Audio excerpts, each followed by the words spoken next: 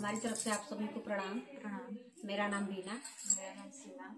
आज हम आप लोगों को आज देव उठनी एकादशी है, जिसे हम लोग गांव में बोलचाल की भाषा में कोहड़ही एकादशी भी कहते हैं। तो उसी के उपलक्ष्य में आप लोगों को हम प्यारा सा तुलसी जी का भजन सुनाने जा रहे हैं। हमें पूरा विश्वास है कि आप लोगों को पसंद आएगा। चैनल को सब्सक्राइब करें, लाइक करें, शेयर करें।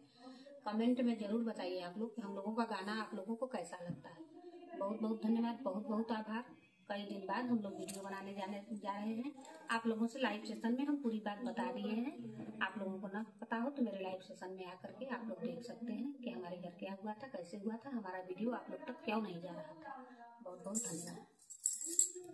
अपना जाना महामाया अपने बिगड़ली रामा, अपना जाना महामाया अपने बिगड़ली रामा, बाली उमरिया में तुलसी लगवली रामा।